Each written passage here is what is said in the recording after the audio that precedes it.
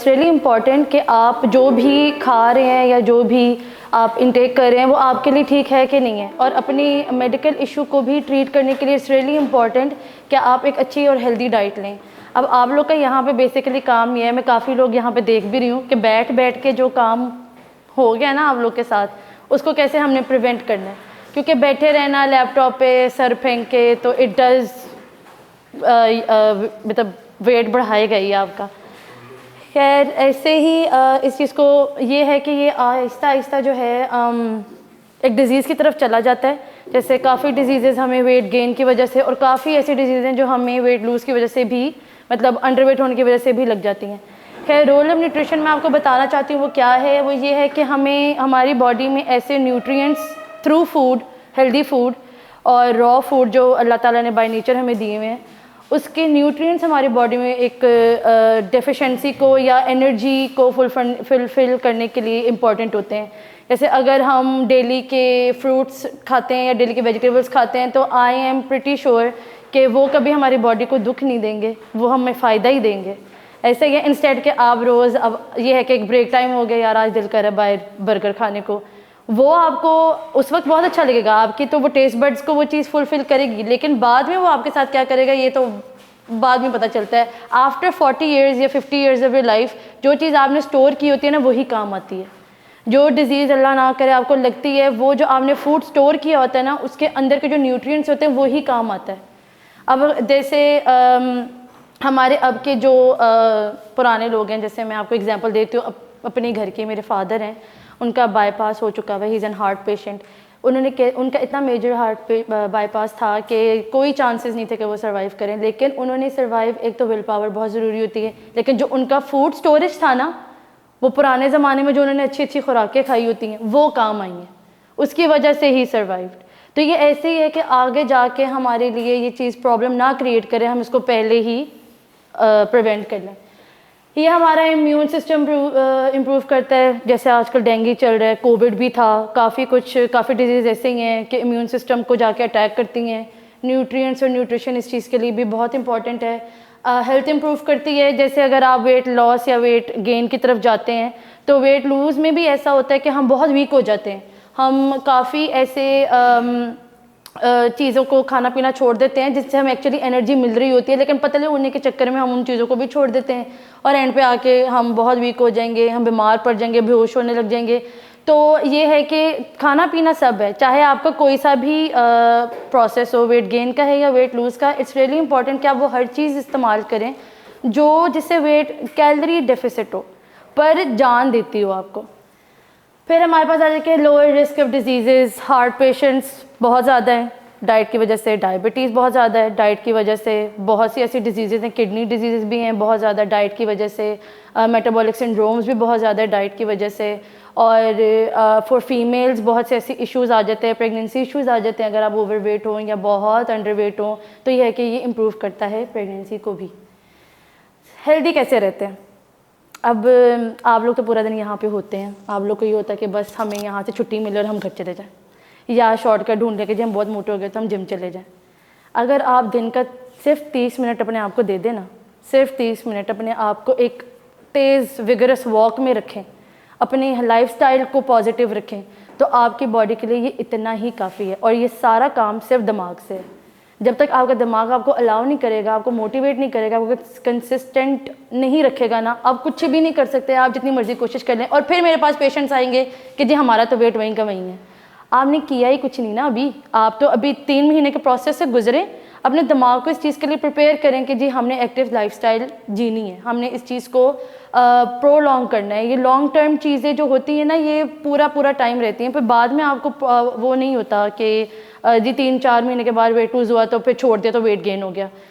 जो चीज़ आप long term में या टाइम लगा के करेंगे ना, वो आपके साथ एंड तक मेंटेन रहेगी। जो चीज़ आप शॉर्टकट में ढूंढ लेंगे ना, उसने बाद में आपको फ़ौरन तंग करना है। जैसे वेट, अगर आप जिम जाते हैं, मैं आपको एग्जांपल देती हूँ, वेट लॉस की इसलिए ज़्यादा है क्योंकि बेसिक काम यही है, यूजुअली इनिशियल चीज़ें यही होती हैं कि आप जिम चले गए, आपने इतनी एक्सेसिव एक्सरसाइज कर ली कि बाद में आप बहुत थिन हो गए, अब आप बड़े खुश हो गए कि जी मैं पतला भी बहुत हो गया, मैं पतली भी बहुत हो गई हूँ।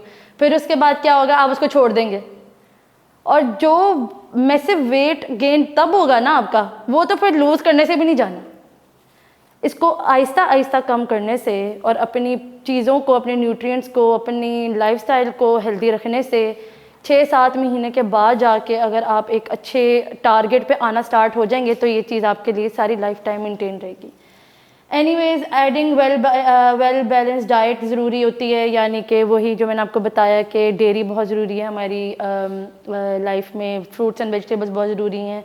अनहेल्दी फूड को लिमिट करें। छोड़ने का तो मैं बिल्कुल नहीं कहूँगी, क्योंकि जो छोड़ेगा वो बाद में उसको क्रेविंग होगी, फिर उसने नहीं देखना कि उसने क्या खाना है और क्या नहीं खाना, वो नहीं छोड़ता। क्योंकि ये मेरे साथ भी हो चुका है। मैंने अगर कोई चीज़ छोड़ी है ना, वो मेरा दिल करता है मैं बस वो आज खा लेती हूँ, कल से फिर से कर लूँगी, फिर कल भी खाऊंगी, फिर अगले दिन मैं ऐसे ही करती रहूँगी, आज आखिरी दफ़ा है, कल से हम वॉक पे चलेंगे।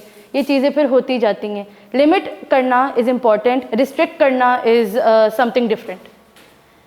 फिर हमारे पास आ जाएगा कि take vitamin, girls and boys both, man and female के लिए ये इंपॉर्टेंट है कि हम वाइटामिन लें। वाइटामिन इसलिए नहीं होती हैं कि जी हम अपने आप को बस बीमार समझ रहे हैं। वाइटामिन इसलिए होते हैं कि हम अपने वाइटामिन, अपनी डेफिशिएंसीज, अपने मिनरल्स को पूरा रखें अपनी बॉडी में।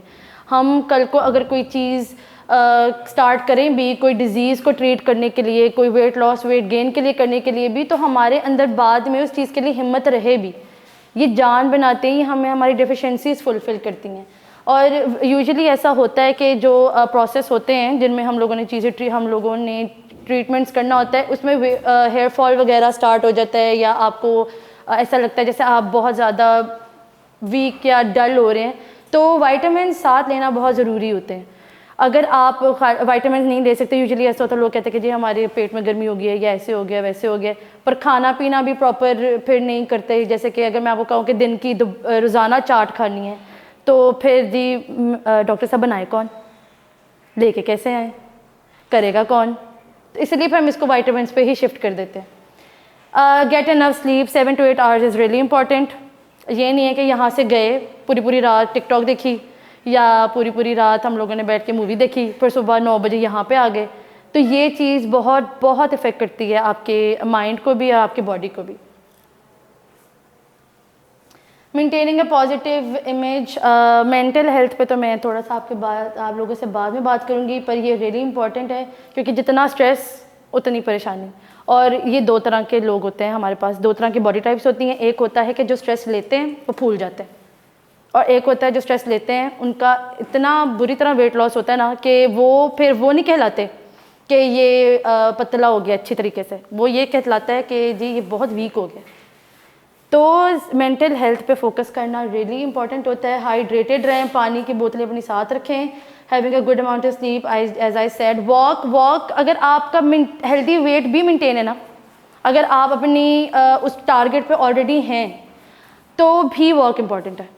इसका मतलब ये नहीं है कि आपने जी पतली होते जाना है, या अगर आपने वेट गेन कर लिया तो जी मैं अब नहीं वॉक करूँगा क्योंकि मैं वेट लूज़ करना स्टार्ट कर दूँगा। Walk is a necessity in life, ये इंपॉर्टेंट होती है for both ways, to keep you active, to keep you healthy, और ये कि आपका मेटाबॉलिज्म इस चीज़ के लिए ना बहुत अच्छा रहता है। जिनका मेटाबॉलिज्म तेज़ होता है उनका वेट लूज़ जल्दी होता है, जिनका मेटाबॉलिज्म बहुत स्लो होता है वो वेट स्टक कर लेते हैं, और जो वेट गेन वाले होते हैं ना उनका मेटाबॉलिज्म भी, मैं आप लोगों को एक बात बताऊँ, तेज़ी होता है, क्योंकि वो ऑलरेडी जिम जा रहे होते हैं, उनके ऑलरेडी इनटेक ज़रूरत से ज़्यादा होती है।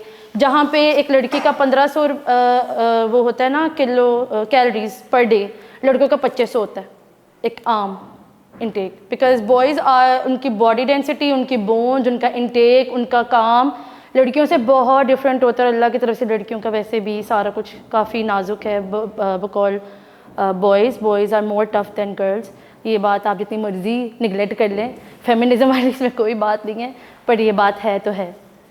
Keep your life style positive, इर्द गिर्द की नेगेटिविटी से दूर रहें, अपने माइंडसेट को पॉजिटिव रखें, क्योंकि ये बहुत इम्पैक्ट रखती है आपकी बॉडी पे। किसी की बॉडी शेम होने वाला जो प्रॉब्लम है ना, पाकिस्तान में बहुत है, आप लोग ये ना माने, ये है कि किसी की बात यहाँ से सुनिए यहाँ से निकाल देनी है, बैठ गई तो ये बहुत प्रॉब्लम क्रिएट करेगी आप लोगों के लिए।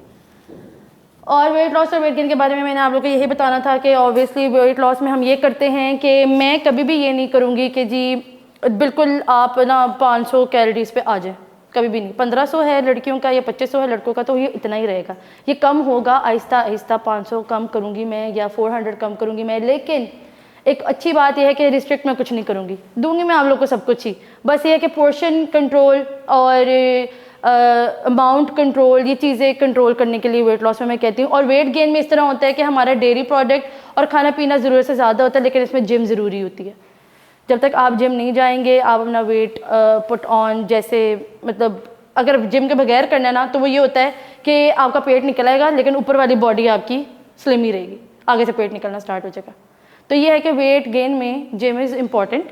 और इसमें ये होता है कि आप डाइट में ज़्यादा हैवी होती है एज़ पर वेट लॉस। और वेट लॉस में ये होता है कि आपकी चॉइस की एक्सरसाइज होती है, कार्डियो है, अगर आपने वॉक करनी है, आई प्रेफर वॉक, क्योंकि मैंने खुद भी सिर्फ यही की थी। और उसमें ये होता है कि आपने जो खाना है घर का खाना है और कंट्रोल करके खाना है। ये डिजीज़ेज़ हैं जी जो वेट गेन से लग जाती हैं ज़्यादा बैठे रहने से, एक्टिव लाइफस्टाइल ना करने से। हाइपरटेंशन आजकल किसको नहीं है, मुझे लगता है मुझे खुद को भी है। बहुत यंग एज में ऐसा महसूस होता है कि जी मेरा बीपी शूट कर गया इसकी फ़लानी से, इतने प्रेशर से या इतने काम से। हाइपरटेंशन बाद में ये लीड करती है बहुत सारे हार्ट डिजीज़ को, जैसे कार्डियोवैस्कुलर डिसऑर्डर हो गया, या फिर कोई आर्टरी, कोरोनरी आर्टरी डिजीज़ होगी। बहुत डिजीज़ हैं जो बाद में मोटे होने से ये रिस्क होता है। ये बात तो तय है, ये आप इसको कभी निगलेक्ट नहीं कर सकते कि जी मुझे दिल का मसला किसी परेशानी से हुआ है, नहीं। खाया पिया अपना देखें, आप लोग हिस्ट्री देखें, यूजुअली पीछे से होता है ऐसा कि जीन्स में ऑलरेडी ये चीज़ मौजूद होती है तो आपको हो गई, ऊपर से माशाल्लाह आपने ख्याल भी नहीं रखा होता। फिर आ जाता है हमारे पास डायबिटीज़ बहुत ज़्यादा हो चुका है। और ये है कि लोग अभी भी ऐसे हैं जो मैं देखती हूँ और मेरे पास भी आते हैं कि मीठा छोड़ना नहीं है पर डायबिटीज़ ठीक करनी और कंट्रोल करनी। एक गुलाब जामुन सामने पड़ा तो बस वही है इस दुनिया का आखिरी गुलाब जामुन, वही मैंने खाना है और इसके बाद तो शायद मैं जीना मरना ही नहीं है मेरा। पर वो मीठा खाना है, मीठा नहीं छोड़ेंगे, अपने आप का ख्याल नहीं रखेंगे तो कुछ भी ठीक नहीं होना।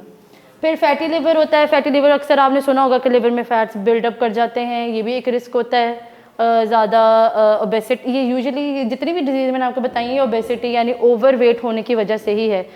अंडर वेट होने की वजह से डिजीज़ कुछ नहीं होती, उसमें मैल नरिशमेंट होती है, उसमें ये होता है कि आपके पास 100 तरह की डेफिशिएंसीज होती हैं बॉडी में।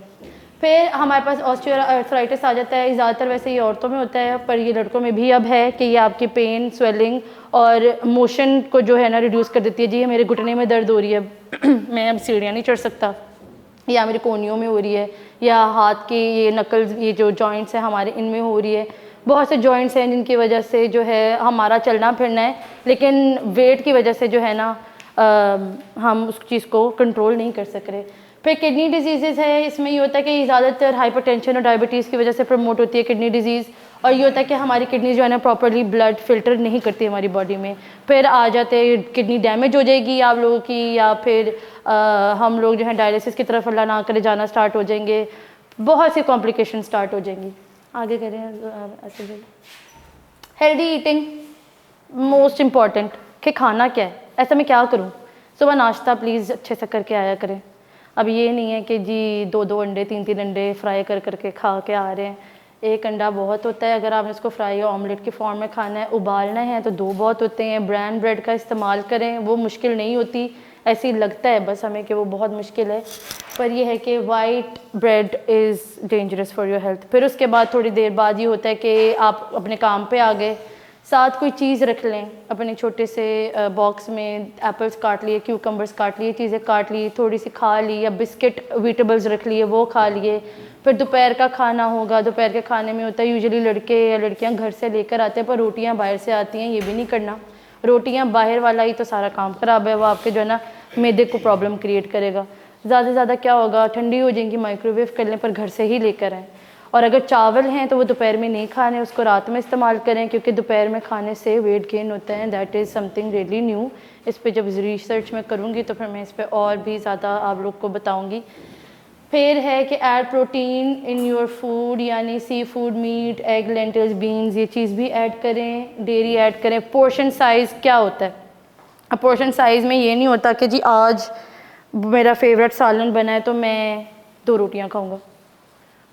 आप एक ही रोटी खाएं या 1.5 रोटी अगर मेल हैं तो खाएं, पर पोर्शन बनाएं अपना। यानी एक साइड पे सालन डाल लिया, रोटी हो गई, दही और सलाद। ये वो 2 ट्रिक्स हैं जिससे आप फुल होंगे, क्योंकि उनमें फ़ाइबर होता है कच्ची सब्ज़ी में, वो आप लोग साथ लेंगे तो आप खुद ब खुद महसूस करेंगे कि आप फुल हो रहे हैं। और जब आप फुल हो गए तो और क्या चाहिए, फिर तो दूसरी तीसरी रोटी का तो सवाल ही नहीं ना बनता। और अगर आपके पास चावल हैं तो अपनी ये है कि जो सर्विंग स्पून होता है ना चावल का, वो 1.5 लें, 1.5 डालने, इससे ज़्यादा नहीं डालने की, जी पूरी वो भर ली प्लेट। और जी साथ मैंने रायता भी डाल दिया, मैंने शामी कबाब भी डाल ली, सब कुछ कर लिया। 1.5 सर्विंग स्पून चावल के और 1 सर्विंग स्पून सालन का, उसके अलावा 1 रोटी। और चावल हैं तो शामी कबाब हो गया, साथ आपकी योगर्ट हो गया, आपके वेजिटेबल्स हो गए। और ये चीज़ें जब आप ऐड करेंगे, कोशिश करें कि जो वेजिटेबल्स का पोर्शन है और दही रायते का पोर्शन है वो ज़्यादा रखें, क्योंकि it has 0 calories and 0 fat. Eating disorders, ये बहुत इंपॉर्टेंट है, और ये उन लोगों के लिए है जिनके दिमाग में फंस गया है कि जी मैंने पतले होना, हो भी जाते हैं। फिर उसके बाद वो पता क्या करते हैं, जो एनोरेक्सिया नर्वोसा होता है ना, वो अब मुझे यहाँ पे इंतहा का कोई पतला नज़र भी नहीं आ रहा, कौन हो? हाँ, ये देखें, ये एनोरेक्सिक, ही इज़ अंडरवेट। ये जो बैठे हैं ना ब्लैक कोट में, इसमें इनमें अब ये होगा, अब इनका माइंड, अब ये तो बेचारे कहते होंगे कि मैं तो कुछ भी खा लूँ, मुझे नहीं लगता। यही प्रॉब्लम है ना, क्योंकि आप जो कुछ भी खा रहे हैं ना वो आप सही खा नहीं रहे। और दूसरी बात यह है कि जो अपने अनविलिंगली अंडरवेट पे होते हैं ना, एनोरेक्सिया नर्वोसा इसलिए होता है कि वो बहुत अंडरवेट होते हैं, लेकिन फिर भी वो अपने आप को ओवरवेट समझ रहे होते हैं। सोसाइटी का प्रेशर होता है, जी मैंने ग्लैमरस लगना है, मैं जी हीरो लगूँ या मैं हीरोइन लगूँ। अंडरवेट तो है ना आप, अपने डिज़ायर्ड वेट पे तो है नहीं, हेल्दी तो आप है नहीं। तो ये होता है कि वो जो चीज़ खाते हैं ना, वो अपने आप को रिस्ट्रिक्ट रखते हैं, वो अपनी नीड को पूरी नहीं करते, और उनको ये खौफ रहता है कि मैंने जी मोटे हो जाना है, मैं कुछ भी खा लूँ मैंने मोटे हो जाना है, चाहे वो बहुत पतले हों। यानी 47-46 वाली जो होते हैं ना वेट, वो वाली उन लोगों की मैं बात कर रही हूँ। फिर हमारे पास आता है बुलिमिया नर्वोसा। इसमें ये होता है कि आप कंट्रोल नहीं कर रहे होते जो आप खाते हैं, आपका ना वो आपको वो अलाउ नहीं कर रहा होता कि जी मैं रोकूँ अपना हाथ। पर ये लोग भी पतले होते हैं और ये बाद में गिल्ट में चले जाता है कि जी मैंने अपनी कैलोरी से ज़्यादा खा ली है, अपनी ज़रूरत से ज़्यादा खा ली है, पेनफुली फुल हो गया हूँ मैं। तो वो क्या करते हैं, अपने आप को अब्यूज़ इस तरह करते हैं, इंड्यूस वॉमिटिंग, उंगली मार मार के खाना निकाल दिया, लेग्जेटिव्स ले लिए, या एक्सेसिव एक्सरसाइज, पागल हो गए, दिन रात यही करते रहेंगे, सुबह के टाइम भी एक्सरसाइज, रात के टाइम भी एक्सरसाइज। खुद वो तीली जितने होते हैं, लेकिन वो अपने आप को हर्ट करते हैं पतले रहने के लिए। फिर आ जाएगा हमारे पास बिंज ईटिंग। ये सिमिलर है जो मैंने ऊपर बताया आपको, बस इसमें ये होता है कि आप छुप के खाते हैं, सामने जो है ना आप उतना ही खा रहे होंगे, अगला कहेगा कि यार ये तो खाता नहीं इसलिए तो इसकी ये हालत है।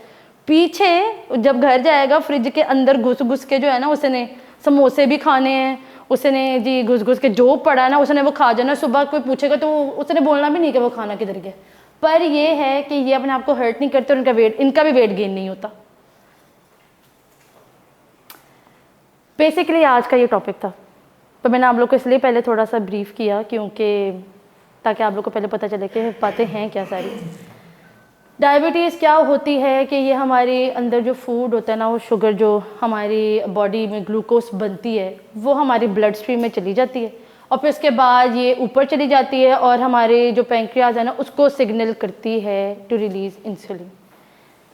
ये होती है डायबिटीज़। अब ये जो कहते हैं ना लोग जी कि मैं टेंशन बहुत लेता हूँ, मेरे जो घरेलू मसले हैं, मेरे जो भाई ने मेरी जायदाद ले ली तो मुझे डायबिटीज़ होगी, नहीं होगा, ये भी एक उसका हिस्सा है। Stress is the part of every disease, but it's your diet that ruined everything. फिर अगर आपको सिम्टम्स इस तरह के महसूस हो ना, अब ये कभी कभी फ्रीक्वेंट यूरिनेशन अगर आपको होने लग जाए सर्दियों में, तो उसका मतलब ये नहीं है कि आपको डायबिटीज़ है, ये सर्दी की वजह से ऐसा होता है। भूख लगना, थर्स्ट होना, या आपको सुइयाँ चुभने लग जाएं आपके पाँव में, उंगलियों में, हाथों की उंगलियों में आपको महसूस हो, सर में, इस तरह की चीज़ें हो ना, और हर वक्त की थकावट हो। और यूजुअली 40+ ये चीज़ें स्टार्ट होती हैं, लेकिन कभी कभी बहुत कम होता है कि हमें यंग एज में भी ये चीज़ें स्टार्ट हो जाती है। तो आपने इन सिम्टम्स को, चाहे अल्लाह ना करे कि मतलब आप लोगों में से किसी को हो, पर कभी महसूस भी करें कोई भी सिम्टम, तो डेफिनेटली टेस्ट इज़ इम्पॉर्टेंट। आप लोग को तो टेस्ट का पता ही होगा। एक तो टेस्ट हमारे पास HbA1c है जिसमें हमें परसेंटेज पता चलती है कि हमें शुगर है कि नहीं है। फिर हमारे पास आ जाता है जी वो जो हम बाय मीटर करते हैं, glucose meter. Normal value usually ये होती है 110। अगर ये फास्टिंग है, अगर ये 110 115 तक आ गए तो इट्स ओके, इट्स नॉर्मल, आप सेफ़ हैं। और अगर आपने मील के 2 घंटे बाद चेक करा लिया 125 आ गई तो भी ठीक है। लेकिन अगर आपने 126 से ऊपर फास्टिंग में आके आ जाए ना तो ये प्री डायबिटिक में आना स्टार्ट होता है। और प्री डायबिटिक होने का इलाज है, डायबिटीज़ का इलाज नहीं है, वो ये है कि वो ट्रीटमेंट पे ही है। वो आपने अपनी प्रिवेंशन करनी है, आपने अपना ख्याल रखना है तो ही वो ठीक होगी।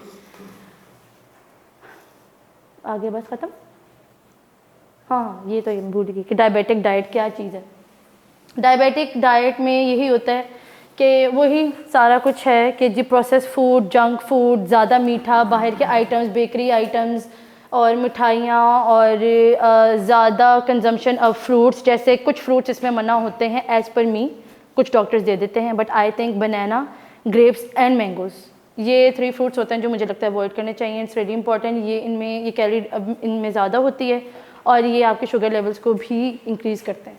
उसके अलावा जो प्रोसेस्ड मिल्क होता है, जैसे पैकेट वाला दूध हो गया, वो भी ख़तरनाक होता है। अगर आपने दूध का इस्तेमाल करना ही है तो ये है कि खुला लेकर आएँ और उसको उबाल के ऊपर से उसकी बलाई उतार के वो इस्तेमाल करें। इसको कहते हैं नॉन फैट मिल्क। ठीक हो गया। जो चीज़ें इस्तेमाल करनी है वो ये है कि include vegetables, more of greens, जितनी भी ग्रीन वेजिटेबल्स होती हैं वो ज़्यादा अच्छी होती हैं, और फ्रूट्स इंक्लूड करें सिवाय उनके जो मैंने आपको बताया। लिमिट कार्बोहाइड्रेट्स, कार्बोहाइड्रेट्स में बेसिकली ग्लूकोज शुगर होती है। ये है कि ये वही वाली हिसाब है कि 1 रोटी इज़ इनफ।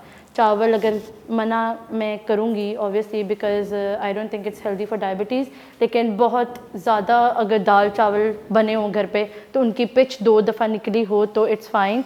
और अगर ऐसा कोई नहीं करता तो थोड़े अमाउंट में चावल इस्तेमाल करें, ज़्यादा दाल इस्तेमाल करें और साथ अपने लवाजमात सलाद वगैरह भी यूज़ करें। फिर है कि लीन मीट का मतलब ये होता है कि जो चिकन या कोई गोश्त होता है ना उसके ऊपर से उसकी चर्बी उतारना, इसको लीन मीट कहते हैं, नॉन फैट मीट। उसकी चर्बी उतारना, क्योंकि मटन की तो लगी होती है, उसको तो ऐसे ही पका लेते हैं, लेकिन उसको उतार लेना बेहतर होता है। बड़ा गोश्त इस्तेमाल करने से परहेज़ करें क्योंकि ये बाद में डायबिटीज़ अगर है तो ज़्यादा आपको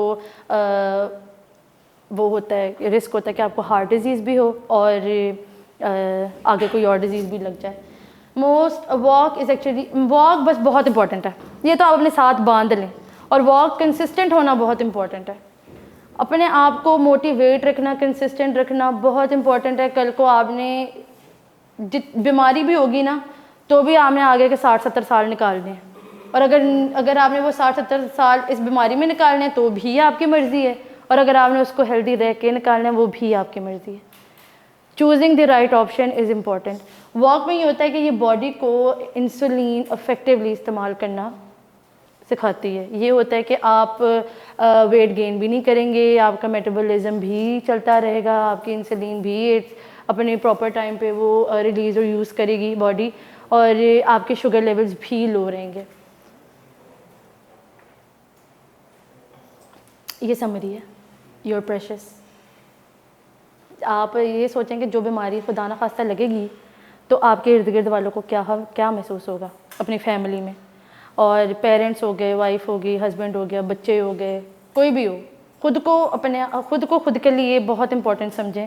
साथ वाले तो आपके साथ जी ही लेंगे, जब आप ठीक होंगे तो सब सही होगा, जब आप नहीं ठीक होंगे साथ वाले भी परेशान, खुद भी परेशान। Please focus on your diet, on your exercise, on your lifestyle, on your stomachs, जो कि यहाँ पे बहुत निकले हुए हैं। और मेरी अभी तक नज़र ना किसी की शक्ल पे नहीं गई, अभी तक सिर्फ पेटों पे ही है। मैं आप लोग के बाद बताऊँ। आज मैं यही सूट पहन के आई हूँ। I was 75 kgs. Yes. I am 59 now. और मैं आप लोग के सामने हूँ। वास्ट डिफरेंट है। क्यों असद भाई है कि नहीं, ऐसे ही देखा था ना कि नहीं? देख लें, ये मेरी टीम है, ज़ुबैर भाई में हमारे मैनेजर, ये हमारे HR के हैं, और आई गेस, और ये है कि इन्होंने मुझे बहुत मोटा देखा हुआ है और अब मैं वाकई ही 59 kgs की हूँ। तो इट्स नॉट इम्पॉसिबल। मैंने जब ये सूट निकाला आज यहाँ पहनने के लिए, मैंने कहा मैं पिक्चर भी लगाऊंगी, क्योंकि मैं दिखाना चाहती हूँ कि transformation is real, it's important. अगर जिम जाना है तो जिम जाएं, पर टेक योर टाइम। मैं आप लोग को एक और चीज़ बताऊँ, न्यूट्रिशनिस्ट और एक ट्रेनी में क्या फ़र्क है। जो ट्रेनी होता है उसके बाद डिप्लोमा होता है कुछ ही महीनों का, और जो हम है ना, कोई तारीफ़ नहीं है, इट्स योर चॉइस। हम ये हैं कि मेरे पास एक प्रॉपर डिग्री है, मैंने हाउस जॉब की है, मैंने पढ़ा है, मैंने मेडिकल इश्यूज ट्रीट किए हैं, मैं वेट लॉस वेट गेन पे काम करती हूँ। मेरे पास बहुत क्लाइंट्स आते हैं ऐसे जिनको हम ट्रीट करते हैं, कोई भी इशू हो उनको। पर ये है कि ट्रेनी आपको अपने मकसद के लिए जिम के लिहाज से सारा कुछ बताएगा, लेकिन जो न्यूट्रिशनिस्ट होती है ना, उसने आपका हर एक चीज़ फॉलोअप के थ्रू लेना है, और वो आपको एक कंसिस्टेंट डाइट पे लेके जाएगी, आप पे प्रेशर नहीं डालेगी या डालेगा वो कि जी करना ही करना है, 3 महीने में मुझे ये चीज़ नज़र आनी चाहिए, ऐसा नहीं। वो आपका दिमाग, आपका काउंसिल बहुत इंपॉर्टेंट होती है। Counselling is really important. मैं आपको बताऊँ कि परेशानियाँ अपनी तरफ एक तरफ होती हैं, और लेकिन वो बहुत इफ़ेक्ट करती हैं। वही चीज़ होती है जो आपको जो है आपकी बॉडी को, आपके मेटाबॉलिज्म को, आपके स्ट्रेस को इंक्रीज़ कर रही होती है, डिक्रीज़ कर रही होती है। वही चीज़ है जिससे हमने पहले फ़ाइट करना है, फिर अपने आप को देखना है। अब मैं आपको आखिरी एक चीज़ कहना चाहती हूँ, obviously this was the end, और वो ये है कि एक तो ये कि sorry for the world cup, मुझे भी बहुत दुख है मैं आपको बताऊँ, बड़े हम कितनी दफ़ा फाइनल में आए हैं और सेमीफाइनल्स में आए, और फाइनल में आके वैसे ऐसा हो भी नहीं सकता था कि हम खाली हाथ ना आ जाए। ये मुझे बताइए कौन सा हमें कप मिला अभी तक टेस्ट सीरीज़ के अलावा? नहीं ना मिला। बहुत दुख है मुझे भाई उसका भी, पर हम यहाँ तक आए और यही बहुत होता है।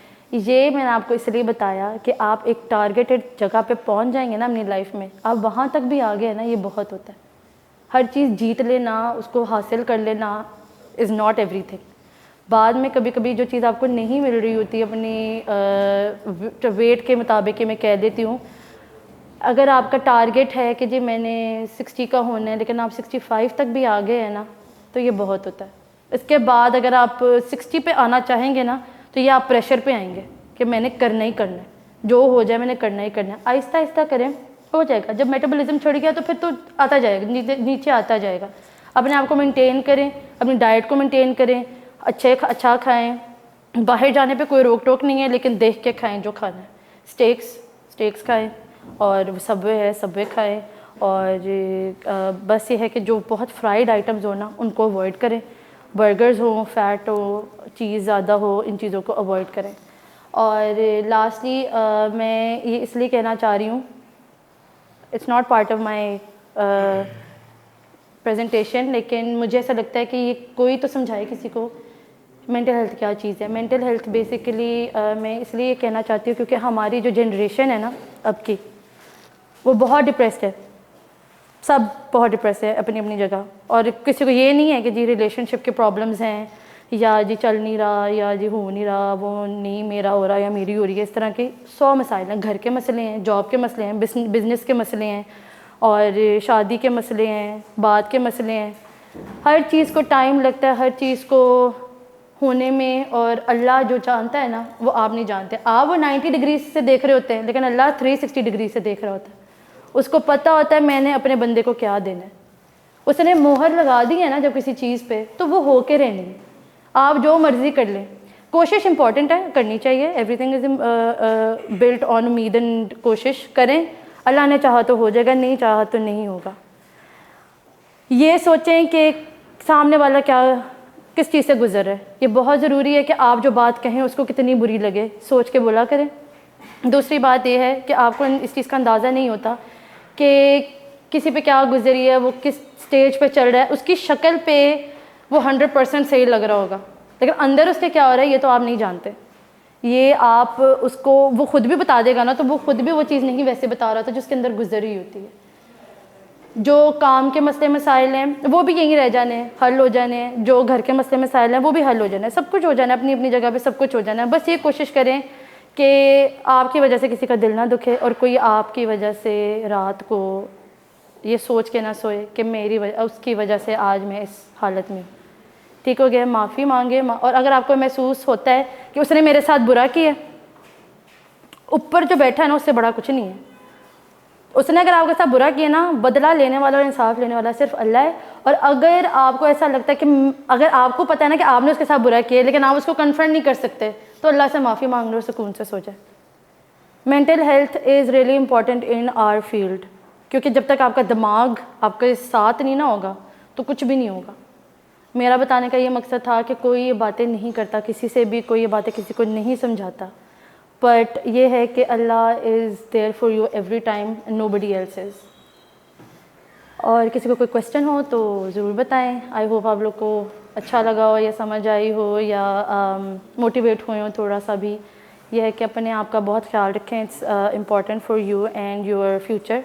और जब तक आप खुद नहीं सही होंगे कुछ भी नहीं पा सकते हैं आप इस दुनिया में। Thank you so much.